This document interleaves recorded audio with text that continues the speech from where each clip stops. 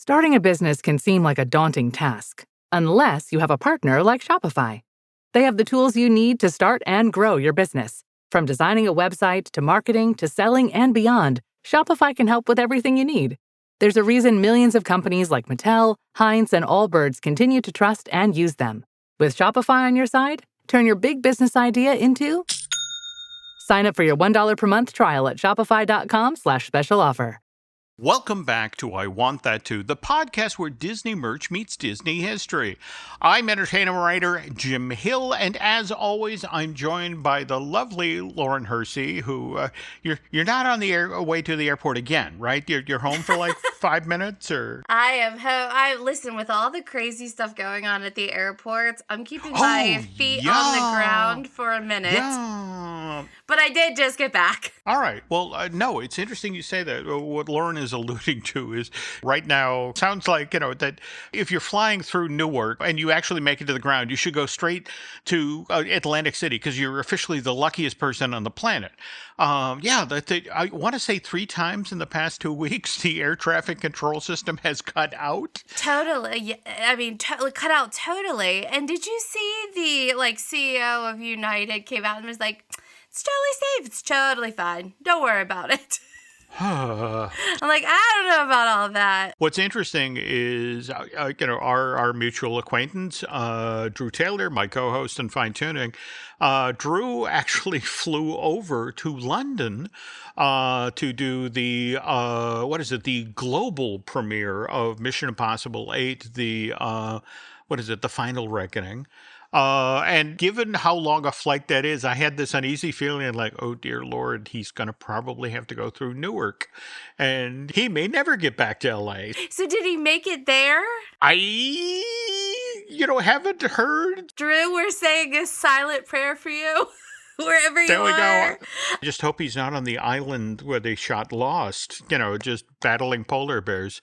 I bring up Mr. Taylor, though, because prior to flying to London, he actually went up to Emeryville for the long lead day for Pixar's next film, Elio. And coincidence, just today, the Amazon truck rolled up the driveway and delivered my copy of The Art of Elio, another lovely book from Chronicle. And I've been especially looking forward to this because, did I tell you about what my friend Jose got me almost 15 months ago? Please share. Okay. 15 months ago. Wait a minute. What's the timeline with this? Well, see, now, this is the thing. Elio was originally supposed to come out, and I want to say March of 2004. There were some story issues. They changed the director, yada, yada, yada. Film got pushed back to, again, it's coming out in like 6 weeks. What is it? June 20th. But evidently nobody told the McDonald's in Mexico. So out ahead of the film being released, they handed out the Elio toy. And I have been a good boy. I haven't opened them, largely because I wanted the Art of book in hand to take a look at it and go, okay, which characters over the past 15 months have been changed, have been swapped out? Because that's the thing. They really overhauled the film, supposedly. But at the same time, I want to be surprised when I go to the theater, so I'm trying to be careful about not learning the plot.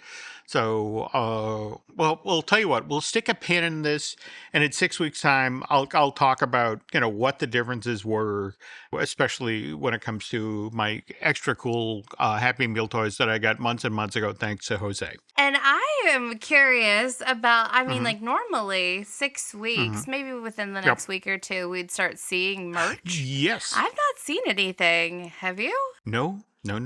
But what's interesting about that, and I think we're going to talk a little bit about this today, is, of course, the live-action version of Lilo and Stitch arrives in theaters May 23rd. In fact, when I was just at Target this past weekend shopping, saw the the end cap that featured.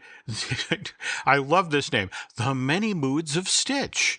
You know, it's basically a plush with LCD eyes that, depending on how you hold him or shake him or drop him, Stitch has many moods. And what an amazing coincidence. Stitch, if you shake him, gets cranky. I mean, if you shake me, I'm going to get cranky. I'm just no, saying. That's interesting. So. No, I mean, so I think that's a perfect segue. I mean, we do have a lot to cover on today's episode. I think it's going to be fun. I mean, we are talking about, the new Lilo and Stitch, and you have a fantastic story you're going to share about the the darker side of Stitch, which was the original premise, right? Yeah. That's going to talk about that in the future? We can.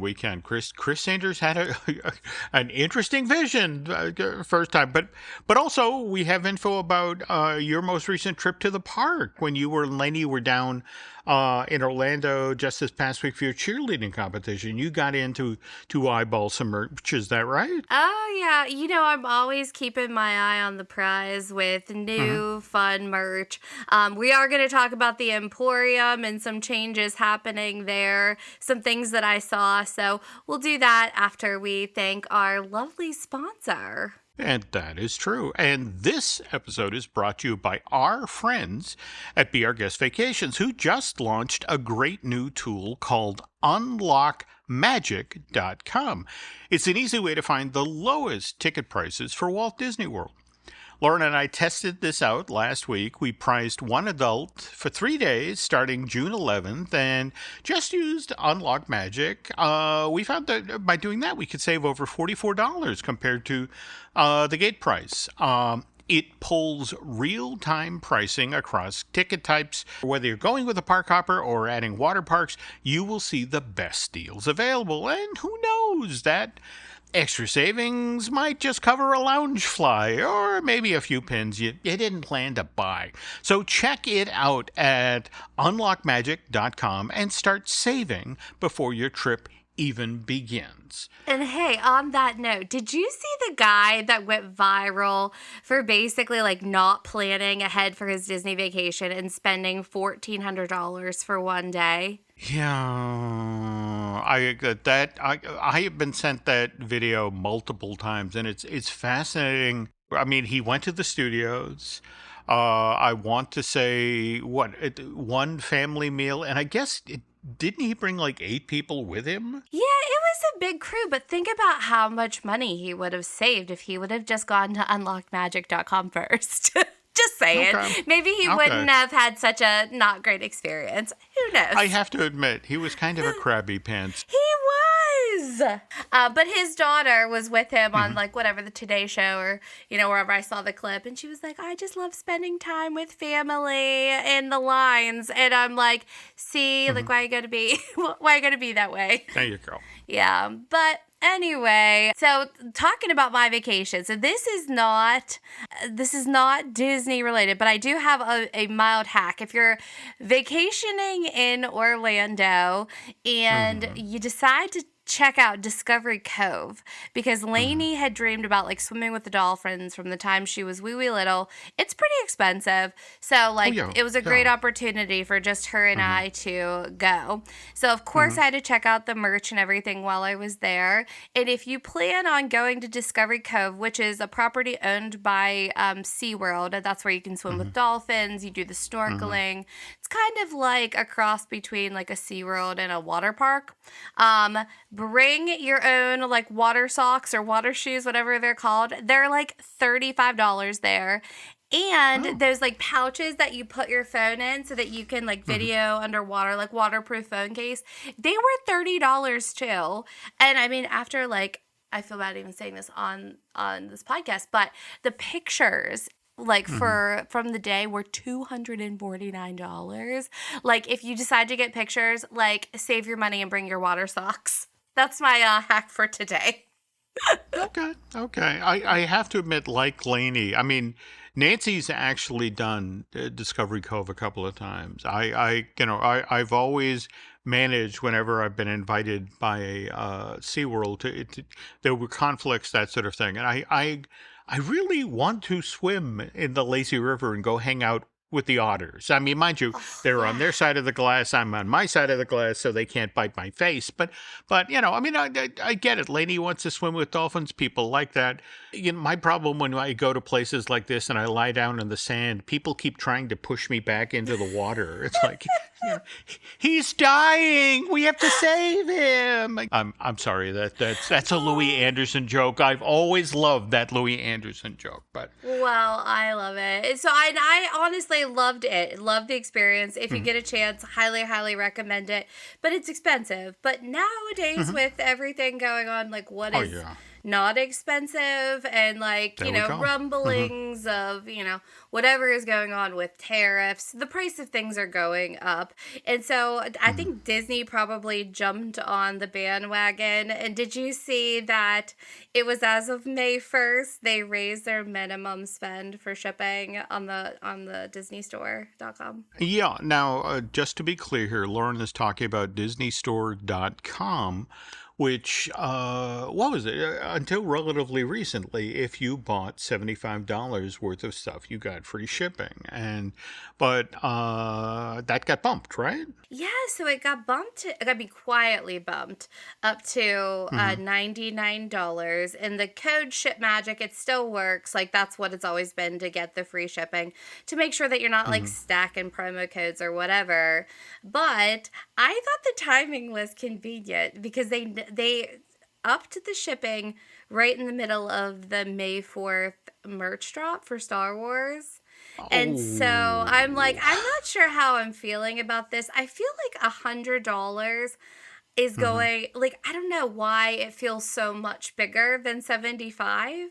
Well, I mean, So I don't know, like, if people are going to shop elsewhere, if they're going to, like, wait and, like, get stuff in their cart until they get that. I hate paying shipping. Like, I won't order if I have to pay shipping. No, I get that. The irony, think about how many of us pay for Amazon Prime, and, I mean, quite willingly lay down that, $139 a year, but with the notion, but at least get free shipping. It's sort of like, really?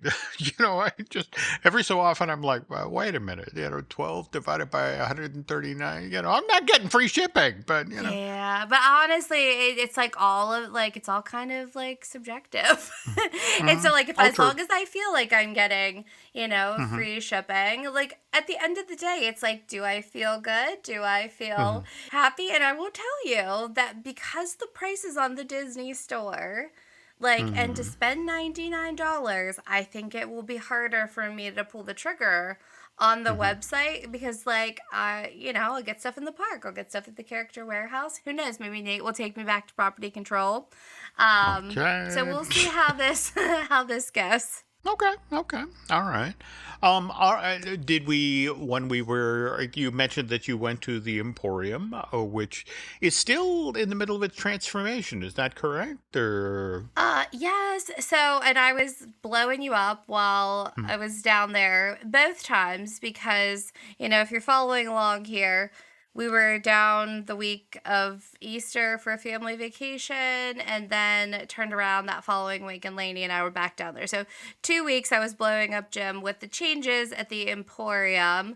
And I mean, there were construction walls up in different places both times. The first time I thought we were getting maybe like a pop-up shop or something, we were speculating. And then when we dug a little deeper, it looks like they're really just renovating. What did you think of the Emporium renovations I was sharing? Well, the weird part for me is, remember, the whole conceit of the Emporium is it's a store on Main Street, USA. So, again, you look at the cast members there with their clothes of the period and that sort of thing. But to me, what was fascinating was to watch them seemingly step away inside from that turn of the century styling. I mean, I was seeing a lot of stuff in there that looked like it would fit right in with the creation shop over at Epcot. The fixtures, the way they were moving people through the building, where the cash wraps were. I mean,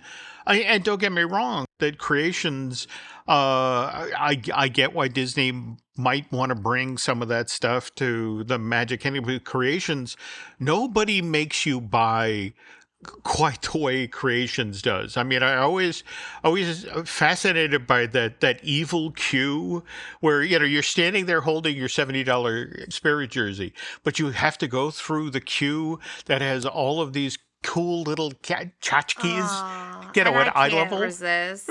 No. So I always end up with whatever I actually got in line with, and then 3 or 4 different items. And it's just sort of what you showed me from this past weekend in the Magic Kingdom was like, oh, hey, welcome to another impulse item to add to the pile. Yeah. I mean, I get everything needs, renovations, but the merch feels very light and scattered around. And my boss is there now, so I was just having him look around and like give me some updates here.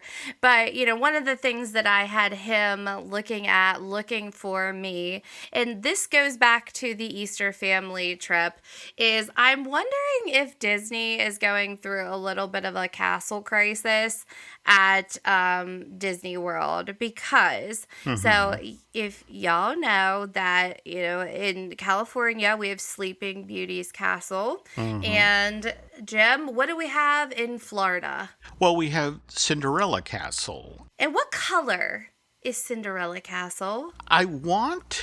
Okay, now, it's interesting. I have seen this bubbling up. Now, what I want you folks to do who are like, oh, why is it blue? What's going on there is like, if you actually go back to the original concept art for Cinderella Castle, this is done by Herbie Ryman, with John Hench consulting on the colors. In fact, a lovely little bit of trivia here. If you go through Cinderella Castle and that mosaic on the wall there, it's a 5-panel version of the story of Cinderella. But at the point where Cinderella is getting her slipper, the courtier who is putting the slipper on her shoe, his face is Herbie Ryman's face. And there's also another member of the King's Court who's looking on. He's got a long nose and a pencil mustache. That's John Hench. I mean, they were so linked with that building that they put them in the mosaic. And these two guys decided when they were designing it that, it should be blue. And John was crazy about colors. I mean, he knew every color in the book. In fact, there's a really famous story about, for years, Disney had struggled to find a corporation who was willing to put up the money to build the Living Seas at Epcot. And finally, they got one in United Technology. And so they're at the meeting to sign the contract, and John's there with the CEO of United Technology, and just the effect of, thank you for doing this, sir. We're really looking forward to working with you. And just, do you have any thoughts about what color you'd like the exterior of the building painted? And the guy says, paint it white. and John just gets furious because it's like, well, I know 70 shades of white, eggshell, cream. Which of these would you like? And Marty Sklar is looking at him from across the table, big-eyed, like, can you pick this fight after he signs the contract? I look at these pictures of these things that you found of the Cinderella Castle, and I see cool Lego sets that look like the castle I've known for 50 years. But again, I'm old. I remember how many different colors it's been, including Pepto-Bismol pink, which we don't want to bring up. That. But okay, so this is honestly what got me like started down this rabbit hole, and this new castle collection that came out just like was the cherry on the cake or whatever. So when I was there, in the Emporium still, even with the remodel, it's the blue castle, which that's my preference because it's Cinderella Castle, right? And it's pink. The castle is pink right now. They painted it for the 50th, but the play set, like the $99.99 thing, is now pink, which to me is like mind blowing. And I'm asking Eric when I'm there, like, oh my gosh, is this a sign that like they're going to leave it pink? Like maybe they don't want to invest in it. And then I get on and I see this new, the blue castle collection is at the Emporium right now. It's just 3 shirts. It's a hoodie, a long sleeve shirt, and a t-shirt. So these are blue. Yep. And then right now, this week, when I went to the DisneyStore.com, they have the new Lego castle for Walt Disney World, and it is pink. Would Herbie be turning over? I think the other hard reality about this whole thing is that, for example, face it, wherever they're making the Lego set, that had to be approved. And they had to have photo reference. And you pray to God that you get updated photo reference. What I'm thinking is that somebody got a picture of the castle when it had been painted, not realizing, oh, this is just being done for this anniversary. And, okay, go off and do that. And also, let's remember, it's a Lego set. You don't want 1,500 gray little pieces of Lego. You want some color differentiation, like, oh, pink, I'm doing the Central Towers now. I don't know, Jim. It does not feel very on brand for Disney. Okay. I don't know. So if anybody knows what is going on with the color of the castle, please let Jim and I know.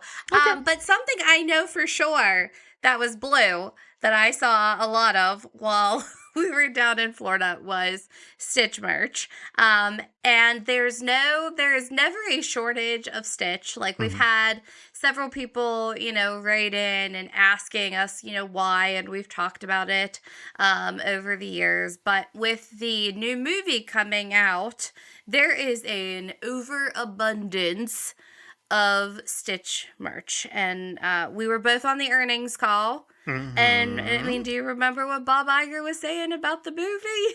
Oh, that he's seen it several times. He's very excited about it. The tracking is enormous.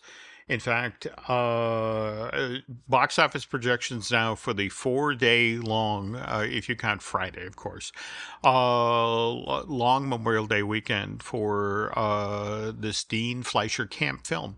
$120 million just in North America. So, no, the company is really, really, really excited about this. Yeah, so they're really excited. And so that means, I just got a text from my boss, and he says the castle in the Emporium as of right now is pink. Sorry, the little things. But Okay. anyways, back to Stitch. So they're very excited about it, which means we're gonna, hopefully get some good merch. Guess how many? This is a little trivia for you. Guess how many Stitch items are on the Disney Store right now? Ooh, okay. I'm gonna go with Jack Benny's age, 39. Oh, Jim. 207 Stitch items. And there was already so much. I'm like, what could they possibly put out for this movie to make it different? And so you had mentioned the standout of all the Stitch merch, which is the many moods of Stitch, talking plush. So you talked about it at the top of the show. But I just have to call it out. So I put a picture here in our notes of Stitch not lit up, and he looks like the did you ever see from Frozen Ever After, the Epcot ride, when the girls' faces, like the LEDs burn out? And they just have those black faces. They're stark black eyes. A little creepy, I have to say. Okay. No, I have not, and thank you for sharing. I know what I'll wake up screaming to tonight. Wow. Okay. Yeah, a little creepy. So I thought that was kind of funny. But like Jim said, it is, his eyes light up, sounds, it's motion activated by what you do to it. It's 50 phrases and effects. We get some, I like hangry. I can feel that. But I really do think this is the cross between like a plush and a Furby. And Furbies are still like a happening, Christmas gift.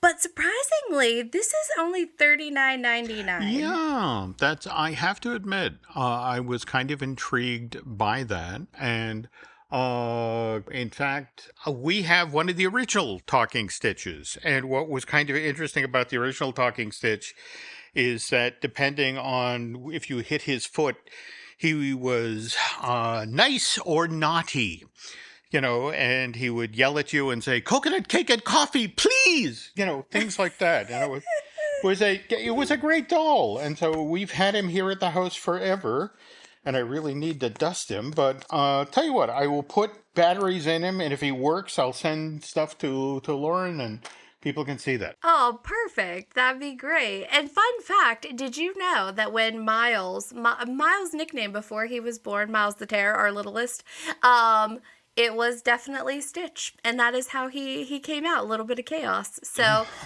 many moods of Stitch here. But I do feel like Disney is leaning, into some technology and trying different things. Mm-hmm. So the other call out is, did you see the Puppetmetronics? Stitch and Angel Puppetmetronics. I had seen those earlier, and I have to admit that they chat with one another, don't they? If you put them together. Yeah, they do. You still put your hand up the back like a normal puppet, and as you move them around, then that has lip sync technology for an animated, lifelike experience, they say. And for $49.99 each, your friends can talk. So, I mean, I feel like it's kind of a nice compliment to the many moods of Stitch, and I'm just so glad they're trying something else, to be honest. Oh, no. Face it, this character has been around since 2002. And the company has used him in so many ways. I don't know if you managed to get to Downtown Disney this past trip, but remember at Disney Springs, the world of Disney, the giant spitting Stitch out of the front of that building, which, by the way, director Chris Sanders, whenever he comes to Walt Disney World, makes a point of going to Disney Springs and standing there waiting for his creation to spit on him. So, my kind of guy. And Dean, that's my boss, he was just there yesterday, and he said that World of Disney just had a big remodel too. So anxious to check that out. But back to Chris, I feel like that he ties to the future, right? Is he the one who you had learned about the original premise of Lilo and Stitch? Is that where it came from? Yes, and we will talk about that in just a moment. But first, this. Hey all, I'm Jamie Lynn Sigler, a mom, actor, and advocate. I know how overwhelming it can be trying to decide which treatment is right for you. I've been there. But you should know you're not alone. You can do this.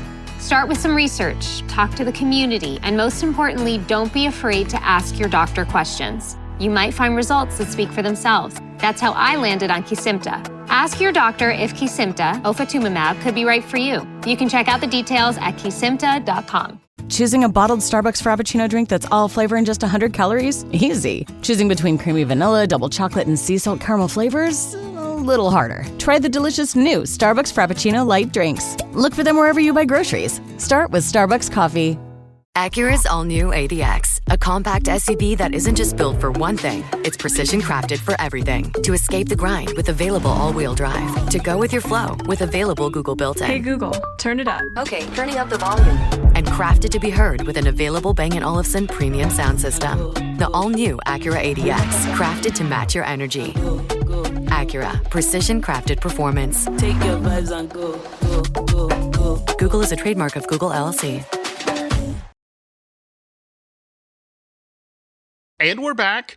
Okay, so we were talking earlier in this week's show about, again, Disney's live-action version of Lilo and Stitch, which, just a reminder, opens May 23rd. Everyone at the company, very excited about how this live-action version of this animated film from 2002 is going to do. But again, we wouldn't have a hand-drawn version of this film to redo if it weren't for Academy Award winner Chris Sanders, who some 40 years ago, Lauren, had a very different idea when it came to this project, that he wasn't going to do an animated film or even a live-action film, but he was going to do a children's picture book. And as Chris revealed in his self-published, in fact, I'm showing it to Lauren now, From Pitch to Stitch, The Origins of Disney's Most Unusual Classic.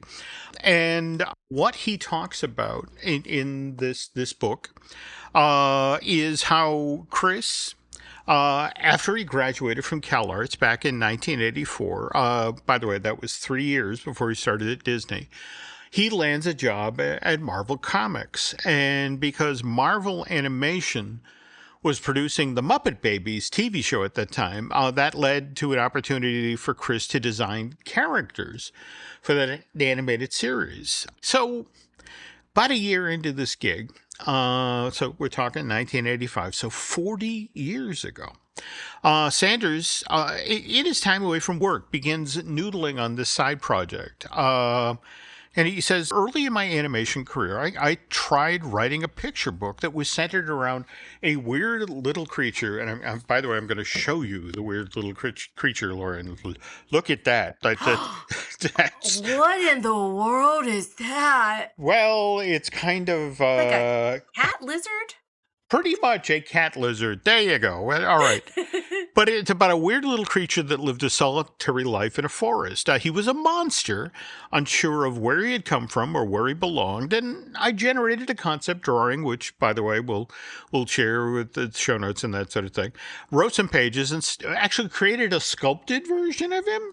But he soon abandoned the idea because it just seemed too big and vague for the 30 pages of a picture book.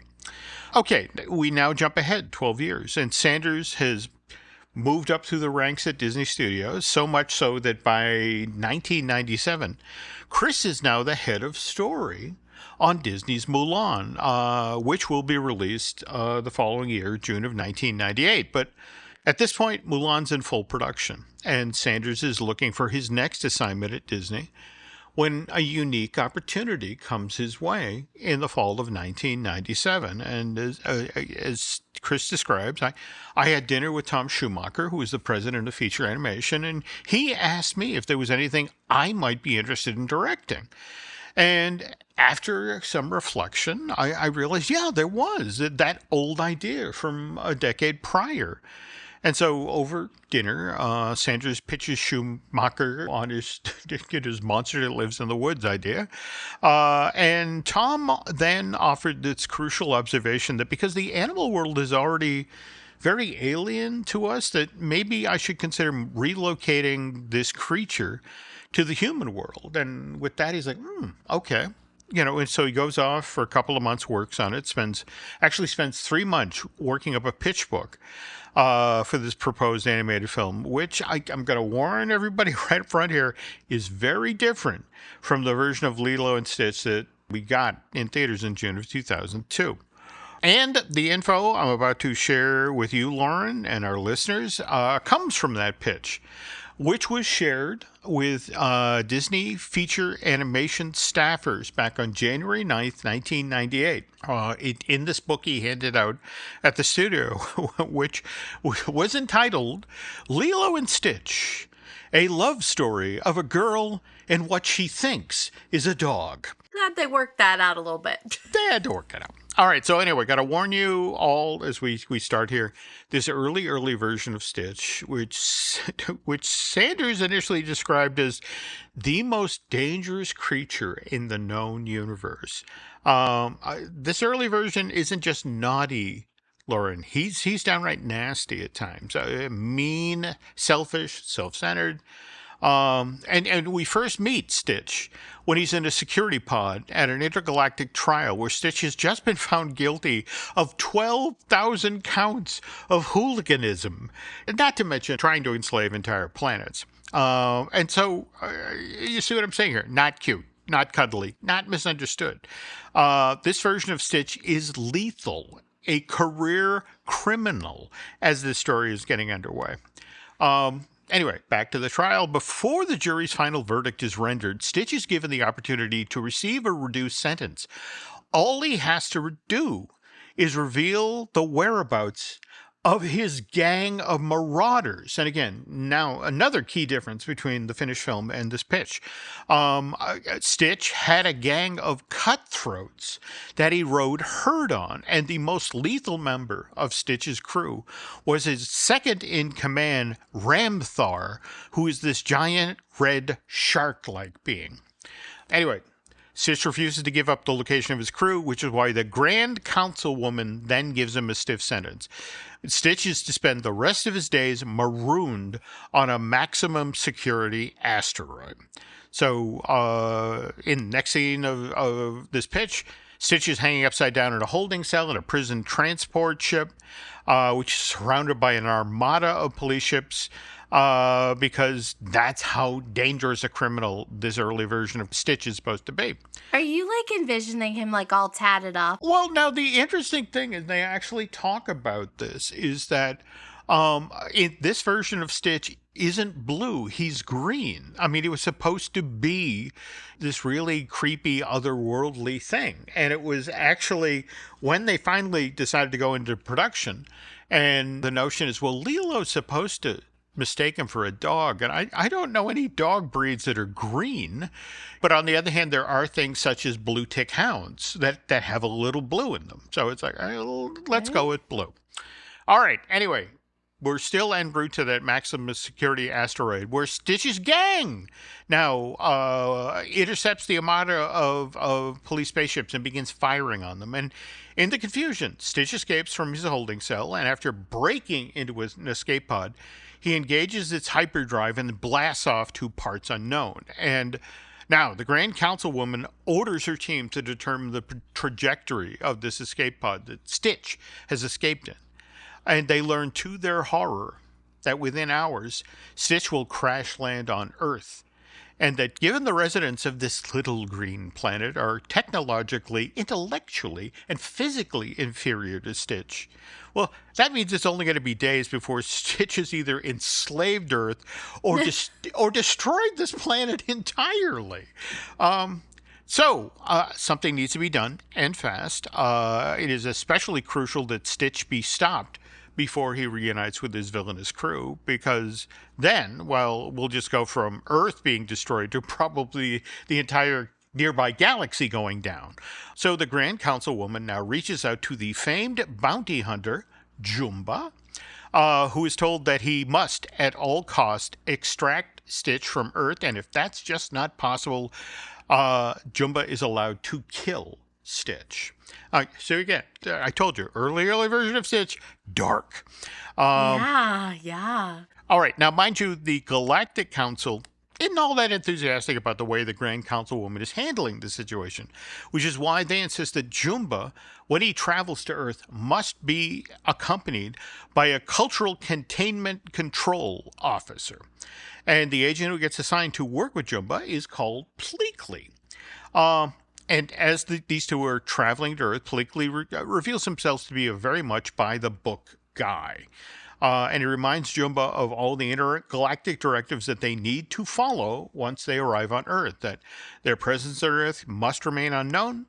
More importantly, the entire time that Jumba and Pleakley are on this backwards little planet, they must obey all earthly laws.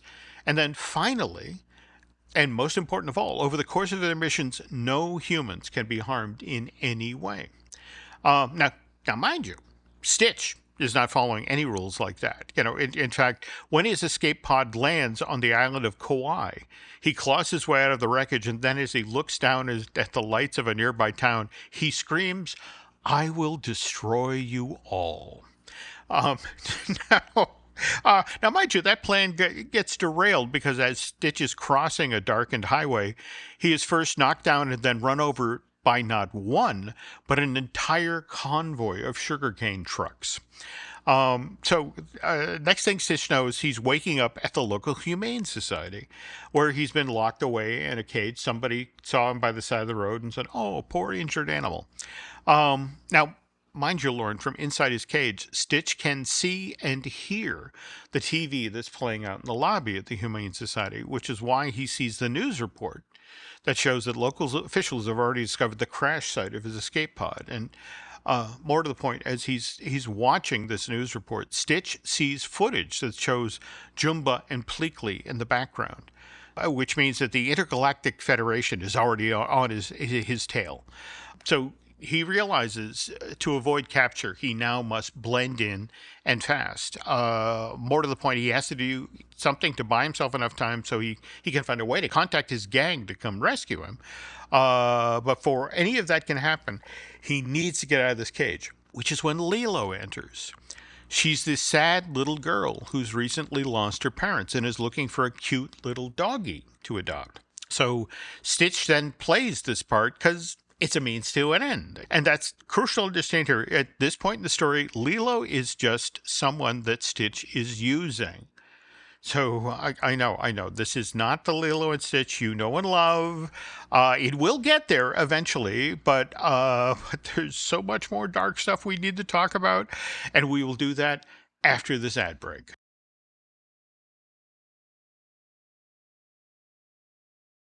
And we're back, folks. Okay. All right. Now, I know hearing about Chris Sanders' early vision of Stitch, when this little blue alien wasn't just naughty, but a nasty career criminal, might be upsetting to some of you. But please hang in there, because I promise this alternate version of Lilo and Stitch has an unused ending that I know you are just going to love. But that said, before we get to the unused ending, more dark stuff, things that will show you how rotten this early version of Stitch really was. All right, the case in point, Lilo and Stitch are walking home from the Humane Society, and I should mention that they're being discreetly tailed by now by Jumba and Pleakley. And as he and Lilo are walking along this road, Stitch spots a parked police cruiser, and he breaks into this police car and then steals its radio. And Jumba sees this and immediately realizes, oh my God, Stitch is after a communication device. He's looking to reestablish contact with the criminal gang. So Jumba jumps out of a bush and, shouldering his laser cannon, rushes up to Stitch. And Pleakley, on the other hand, is running behind Jumba. It's like, no, don't do this. Remember the rules. We can't do anything that potentially harms a human. And Stitch's response when he sees Jumba running at him with his laser cannon drawn is to first step behind Lilo and then put his claws around her throat. So it's a Mexican standoff that if Jumba continues his attempt to capture Stitch, he'll hurt Lilo. And Pleakley is persuades Jumba to back off, and later on that night, back at Lilo and Nani's house, Stitch takes that police radio and then, using pieces that he's harvested out of some of Lilo's toys, creates a way to communicate with his old gang. So, far off in deep space, the message gets back to Ramthar, who, if I'm being completely honest here, Lauren, isn't entirely thrilled to learn that Stitch is still alive, largely because Ramthar is now the new leader of Stitch's old gang. And Ramthar would love it if things remained that exact same way. So, it's at this point, Lauren, that Chris Sanders' original version, his vision for Lilo and Stitch, takes a really weird turn. It gets weirder? It gets weirder. Okay, so now remember, we've already established that Stitch is good with tech. He took the pieces of Lilo's toys and using that police radio, created something that could actually send a message out into deep space. So the next night, Stitch, while the house is asleep, he gets up, goes into the kitchen, and takes a number of household appliances and creates a smallish robot. And he then programs the smallest robot to go to the local junkyard garbage dump and scavenge for more parts with the mission to build bigger, larger robots. Lots of them. All right. So Ramthar and the remaining crew arrive in Kauai and initially plan on killing their old commander. And Stitch has anticipated that something like this might happen, which is why, on his signal, this army of giant robots suddenly steps out of the nearby jungle and surrounds Stitch's old crew. And They immediately lower their weapons and fall back in line, and they agree that Stitch is their commander once more, which really upsets Ramthar. And Stitch now decides to sick his army of giant robots on the nearby town. And so we see these scenes of destruction where cars are flying through the air and buildings are being torn up. And finally, there's one robot that begins attacking the building where Lilo takes her hula classes. And as the giant robot lifts Lilo in his huge metal claw, it's only at this moment, Lauren, that Stitch begins to have second thoughts. He has a change of heart and decides, oh man, I think I need to rescue the little girl. Maybe I shouldn't have made all these giant robots. Maybe I shouldn't. Anyway, from here on, Lilo and Stitch pretty much follows the storyline of the film as we know it today, only instead of it being Captain Gantu, who kidnaps Lilo, it's Ramthar, again, Stitch's second in command. Now, let's jump to that unused ending I was telling you about. Now remember, the Grand Councilwoman I talked about earlier, this version of that character is not like the one that Zoe Caldwell voiced in the original hand-drawn version of Lilo and Stitch. She is not sweet. She is not understanding. She is not grandmotherly. This version of the Grand Councilwoman, remember, after Stitch's trial, was going to send him to be marooned forever on a maximum security asteroid. So, not a nice person. So, we start with that moment on the beach where Lilo pulls out the receipt that she got from the Humane Society explaining that she paid a $4 processing fee when Lilo adopts Stitch. And if the Grand Councilwoman now takes Stitch off Earth and places in some intergalactic prison, that's stealing. After hearing this, the Grand Councilwoman then takes this receipt out of Lilo's hand, and then after balling up this piece of paper and throwing it over her shoulders, the Grand Councilwoman says, I didn't see it. And Nani now steps up to the Grand Councilwoman and says, well, I saw it. And the Grand Councilwoman just ignores her and begins to drag Stitch back to her ship. And now one of the alien prisoners, a member of Stitch's old crew, he pipes up and says, well, I saw it. And the Grand Councilwoman, still dragging Stitch back to her ship, tells the other prisoner, be quiet. Now Jumba stands directly in front of the Grand Councilwoman and says, well, I saw it. And the Grand Councilwoman just brushes him aside and says, you have no authority here. And then one of the little girls from Lilo's hula class says that she saw it. And the Grand Councilwoman, now furious, just wheels on everyone standing on the beach and screams, that will be enough from everyone. And there's this moment of silence. And then Pleakley reaches into his coat and pulls out his gleaming CCC badge and says, well, I am Pleakley Granthar, Cultural Contamination Control Officer, Agent 444, and I saw it. And what I love is it's Pleakley, the rule-abiding bureaucrat that ultimately stands up to the Grand Councilwoman and saves Stitch. And especially if you've been following the controversy over the past week or so where people are complaining because the live-action version of Stitch doesn't have Pleakley dress up in a wig and a dress like he does in the animated film. And it's like, but this is the thing. Sanders, right from the get-go, he's the hero. He's the hero. So now, obviously, again, story of Lilo and Stitch got simplified, clarified as it went into production at Walt Disney Feature Animation in 98, 99. And what's interesting is, as Sanders explains in From Pitch to Stitch, it was actually Walt's nephew, Roy E. Disney, who played an important role in making Lilo and Stitch the movie that we all know and love today. He said no giant robots or... Well, Stitch Man. Well, it's interesting. Yes. To Roy's way of thinking, he thought, well, Stitch shouldn't be nasty. He should just be naughty. And more to the point, Stitch should be naughty for reasons that people should understand, that that he can't control, that he was deliberately made this way. So this is why Stitch, the career criminal, with a gang then becomes Experiment 626, the product of illegal experimentation by Professor Jumba, who has now gone from being a bounty hunter with a heart to a mad scientist who's kind of goofy and lovable. But anyway, Lauren, that is how we got the Lilo and Stitch we know today, because the folks at Disney took the dark, twisted story that Chris Sanders had originally dreamed up and turned it into something whimsical and weird and wonderful. And by the way, at the top of the show, you mentioned DisneyStore.com jumping its prices for shipping just ahead of May the 4th.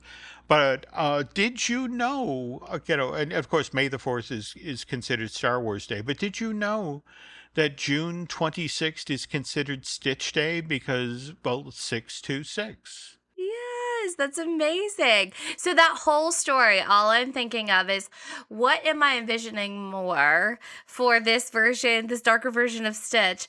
Is it the cat lizard or the many moods of Stitch with the black eyes? Yeah.